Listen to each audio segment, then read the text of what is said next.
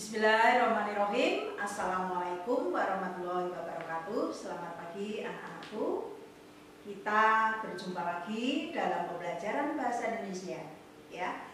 Untuk pertemuan hari ini kita akan lanjutkan materi masih tentang teks laporan percobaan, khusus tentang aspek kebahasaan. Ya. Pada pertemuan sebelumnya kalian masih ingat ya, kita sudah memahami anak-anak struktur teks laporan percobaan. Nah, hari ini kita akan fokus pada aspek kebahasaannya.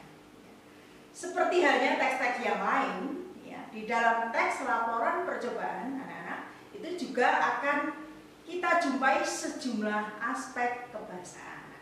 Apa saja aspek kebahasaan yang Ibu maksud? Ya. Yang pertama, di dalam teks laporan percobaan, kita sering menjumpai sinonim dan antonim. Selain itu, ada juga kata bilangan. Yang ketiga, kalimat kompleks.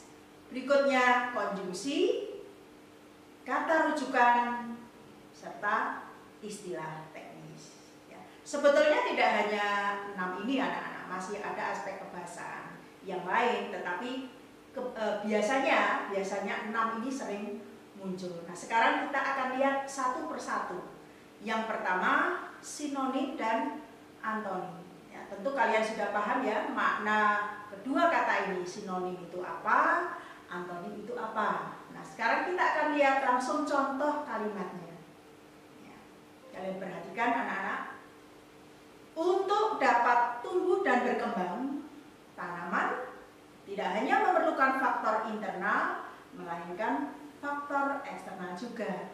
Ya. Kalian perhatikan di situ ada kata tumbuh dan berkembang. Dua kata ini sebetulnya maknanya itu tidak sama mutlak anak-anak, tetapi mirip. Tetapi ini juga bisa kita katakan sebagai sinonim, yaitu dua kata yang maknanya sama atau hampir sama. Yang kedua, antonim. Ya, contoh kalimatnya masih sama dengan yang pertama tadi. Ya, kalian coba fokus pada kata internal dan eksternal. Ya. Dua kata ini itu mempunyai makna yang berlawanan. Nah, inilah contoh antonim. Paham ya anak-anak tentang sinonim dan antonim? Berikutnya kita akan pahami aspek kebahasaan yang ketiga. Yang ketiga, betul anak-anak? Yang kedua ya, kata bilangan. Ya, contohnya bisa kalian lihat pada kalimat ini. Ya. Yang pertama, potong aluminium dengan bentuk persegi panjang sebanyak 10 buah dengan ukuran 0,5 kali 10 cm. Nah, kalian perhatikan itu yang Ibu cetak dengan warna yang berbeda, ada 10 buah, 0,5, 10 cm. Nah, ini contoh-contoh kata bilangan. Udah paham ya? Nah, coba contoh yang lain masih tentang kata bilangan. Potong sabun menjadi 10 buah dengan pisau. Di situ ada kata bilangan 10 buah. Nah, ini contoh kata bilangan juga. Yang ketiga, masih kata bilangan ya, supaya kalian lebih paham. Potong kawat tembaga sebanyak 10 buah. Ini contohnya sama terus ya dari tadi. Yang contoh kalimat yang pertama, kedua, dan ketiga. Ya, itu 10 buah, 10 buah, 10 cm, 0,5. Nah, ini yang agak berbeda, contoh yang keempat anak-anaknya. Beri 1 atau 2 tetes air pada potongan sabun yang telah terpasang logam tembaga dan aluminium. Di situ ada kata 1, 2. Nah, ini contoh kata bilangan. Paham ya, anak-anak? Ya, kita sekarang lihat aspek kebahasaan berikutnya, yaitu kalimat kompleks. Ya. Di dalam teks laporan percobaan itu juga sering kita jumpai kalimat kompleks ya. Kalimat kompleks ini mirip-mirip dengan kalimat majemuk anak-anak.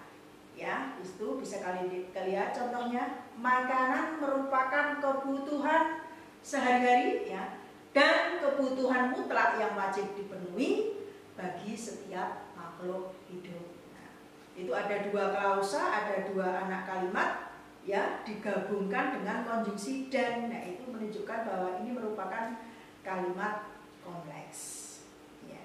Paham ya anak-anak?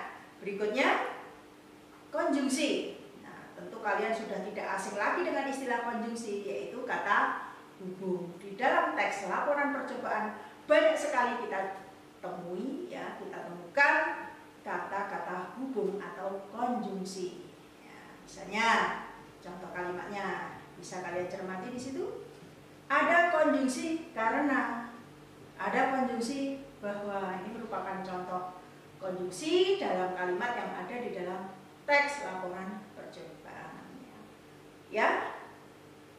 Terakhir, oh belum terakhir, masih rujukan ya, kata rujukan ya. Sesuai dengan namanya anak-anak, kata rujukan berarti kata yang maknanya merujuk ya, mengacu pada sesuatu. Nah, coba kita lihat contohnya seperti apa. Nah, akan tetapi kebanyakan orang memang tidak terlalu memperhatikan hal tersebut, sehingga saat manusia makan, mereka melupakan nutrisi yang dibutuhkan tubuhnya. Kalian perhatikan di situ ada kata tersebut. Nah, kata ini berarti merujuk sesuatu ya. Sesuatu yang dirujuk atau diacu ini sudah disampaikan atau sudah disebutkan sebelumnya. Ini disebut kata rujukan. Ya. Nah, ini benar-benar yang terakhir ada istilah teknis ya. Istilah yang hanya ada atau banyak kita jumpai pada bidang-bidang tertentu. Nah, kita lihat contoh kalimatnya seperti apa ya. Makanan yang masuk ke tubuh kita akan diproses melalui sistem pencernaan yang dipecah menjadi molekul sederhana melalui dua cara, yaitu secara mekanis dan kimiawi. Di situ ada tiga istilah teknis. Apa yang pertama? Molekul. Yang kedua, mekanis.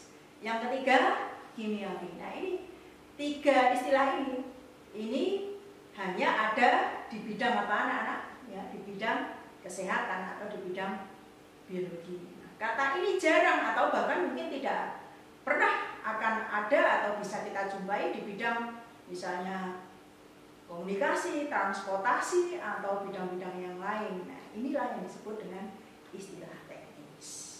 Sudah paham ya anak-anak? Jadi tadi ada berapa aspek kebahasaan yang sering kita jumpai di dalam teks laporan percobaan? Ada berapa tadi? Nah, apa saja? Yang pertama apa tadi? Kita biasa menemui ada sinonimi, ada sinonim, ada antonim, ada kata bilangan, konjungsi, rujukan, kalimat kompleks, dan yang terakhir tadi istilah teknik. Nah, itulah anak-anak materi yang bisa Ibu sampaikan pada pembelajaran bahasa Indonesia hari ini. Semoga kalian bisa memahami ya.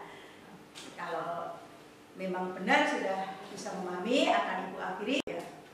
Wassalamualaikum warahmatullahi wabarakatuh. Selamat belajar.